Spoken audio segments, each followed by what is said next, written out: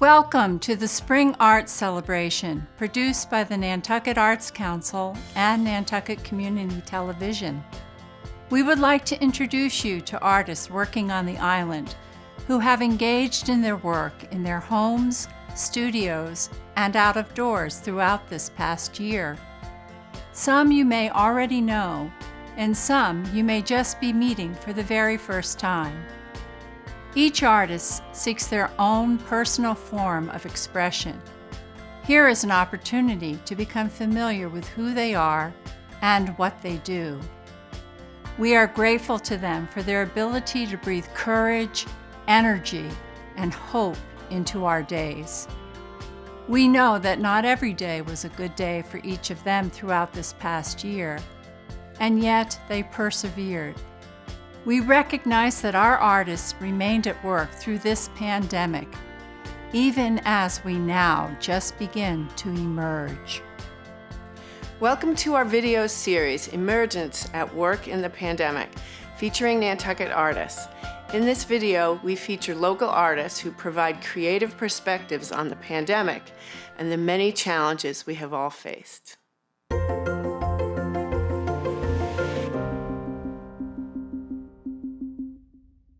I learned early on that if I'm going to be successful as a landscape photographer, this is going to be the best opportunity for me to do that.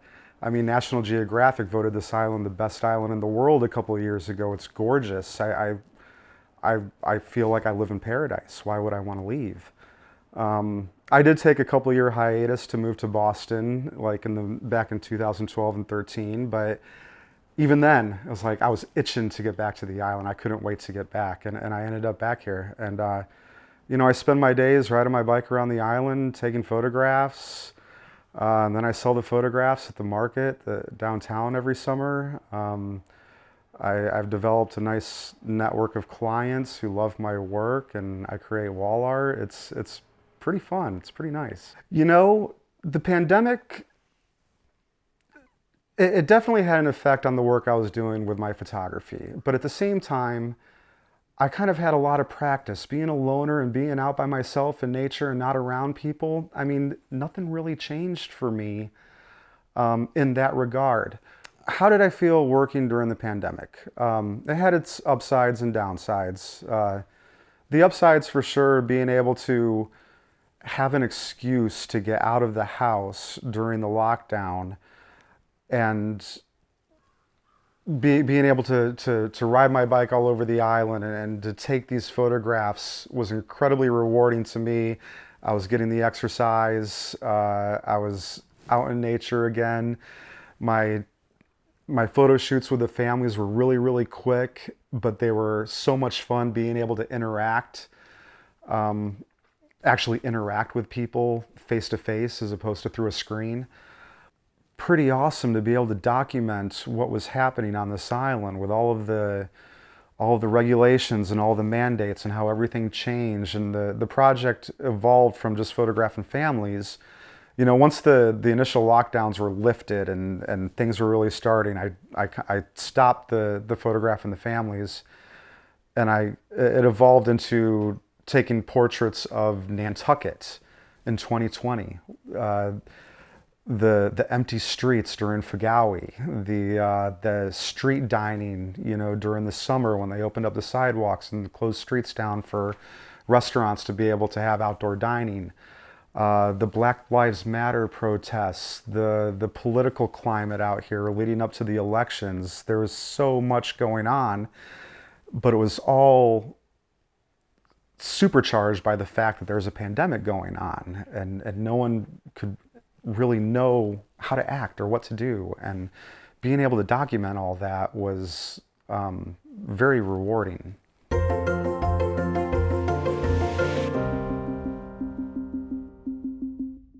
I am a bassoonist, and during the year I work full-time with the Indianapolis Symphony, and during the summers Nick and I run a chamber music festival called the Rossini Club out on Nantucket.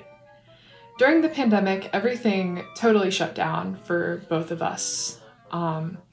Neither of us had any ongoing performing work. or teaching for at least the first 6 months of the pandemic. Over the past few months, things have slowly picked back up with virtual performances, occasional outdoor concerts, and other events, but nothing like how it was before. So we turned mostly towards one another and did a lot of duo projects where we recorded a bunch of music that we're in the process of releasing, and we sort of continued trying to get better at our instruments while in our COVID bubble. But it was challenging, and making art without an audience is not the same at all as performing. Really delving into music and having the time to delve into music and getting to see getting to see beauty on a daily basis with being a musician during a time that is, anything but beautiful has been a real gift. During this time, I've had a chance to actually teach about the art that I perform and that I write and that we all do as classical musicians. And having the opportunity to sort of teach these classes through the Music Center on Nantucket about contemporary music, about opera. It's just been a nice way to, get a different angle at educating, at sharing this music, at making meaning from all of these various things.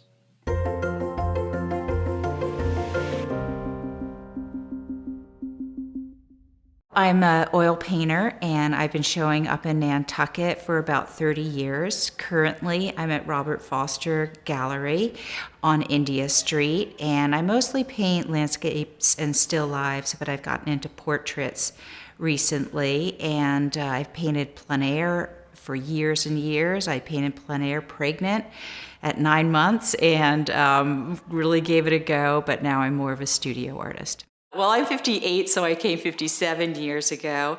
My parents and my big sister came a year when I was still an infant, and we just had this beautiful experience, and finally they kind of scrimped and saved. They bought a teeny little plot of land overlooking Capon Pond. In those days, there was nothing there. It was 1970. It's a beautiful Jock Gifford modern house. And I know that sounds modern house in Nantucket is like a bad word, but it was a very cool, very natural house. And then from there, about 10 years later, my parents wanted to be in town. And so my parents bought 4 Pine Street right off of Main, and we have had that house in our family for 40 years. I shared mostly on social media. My gallery owner, Robert Foster, was open for business for the most part as soon as he could, but I didn't have a show for the first time in 30 years, so that was kind of odd, but people could see it. And then it was mostly on social media, and I was posting my process, how I would build the paintings up, and the different hurdles I was going through with them, and the narratives about them. This is a painting of my daughter. It's part of a series that I've been starting over the pandemic, and it's just it's about a few things. First of all, she's kind of pushed. She's not centered in the canvas, so it's kind of like what's ahead of her. I wanted there to be a little tension there. And I wanted her to be on the ocean. I think a lot about what life was like in Nantucket, and I know I am at the beach every single moment I can, or out on the moors, and I just wondered what it was like for people. Any way that you can express and explore your imagination, it's a healing thing. We're meaning-making species. We want to find meaning. It's the final stage of grief. We've lost so much in so many ways, I think, that we can't even process yet. I know I can't, and I had a very tame experience in all of this. So my intention with that was to honor the women with a science mind, with a highly organized mathematical mind who have been in my family, who really have been kind of, I don't know, kind of stuck in a cage, like a little songbird with the hawk, you know, not being able to express herself. So this, it's hard. I don't want it to be like, yeah! I want it to be like, you know. So we'll see how far I get.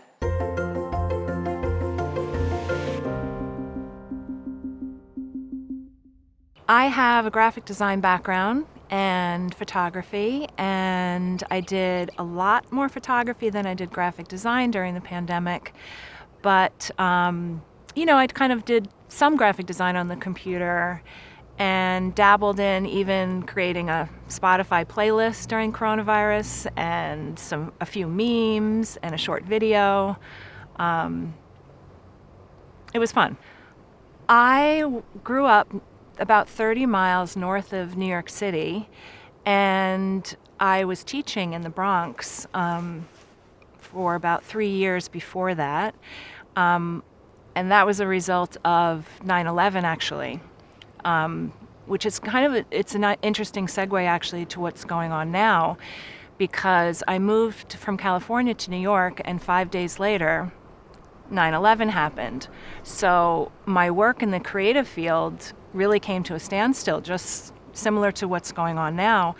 I had a job interview at the Museum of Natural History in New York and the Children's Museum, and they just vanished. All those opportunities just vanished. So New York City was in need of teachers, and I applied for a New York City teaching fellowship. And during that time, a girlfriend of mine asked me to go to Nantucket. I had never been there. I'm originally, you know, from outside of New York, never been to Nantucket. We went for a weekend. I couldn't wait to get away. Teaching in the Bronx was really challenging. And the rest is history. When I don't create, you know, it bothers me. There are certain times where I just need to create, whether that's going to the computer and doing some designs on the computer, or painting, or gardening, or even baking. Anything that's creative that I can use my hands.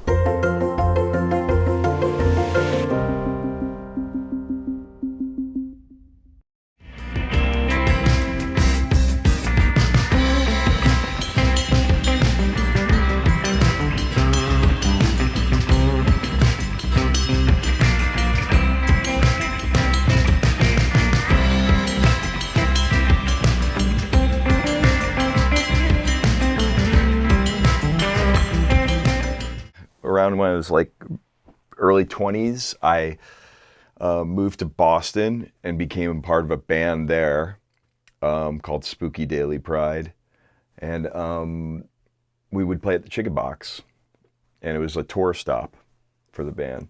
One of the only tour stops that, you know, because of the nature of the island, you would be brought over and you'd play for 3 nights. So you had all this extra time you would be hanging out. What keeps me here on Nantucket? Well, first and foremost is, you know, my family, and I have an 8-year-old, and also after being on tour recently and coming back, you know, I really feel when I come home, it feels really great. I have this like big sigh when I get here. Since I was 10, I've been playing music, and I don't think there was any grand idea of being a musician, but it always kept coming back, and more so. It came back, you know, I started playing in bands very quickly, and then I started studying it more. It came back even more so in high school, and then when it was time to go to college, it was like, what am I going to do? I'm going to go to school for music, I guess. What else am I going to do? And then, and so, yeah, creating in the medium has always been a huge part. It's most of my life. The pandemic affected me because,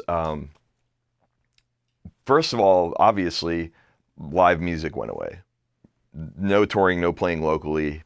all that's like gone, which was fine. I just shifted my focus more to the studio. You know, we were busy here last summer doing some EPs with artists. I also, you know, when I'm at home, I compose and make music to license. I just kind of just shifted the focus over this other direction.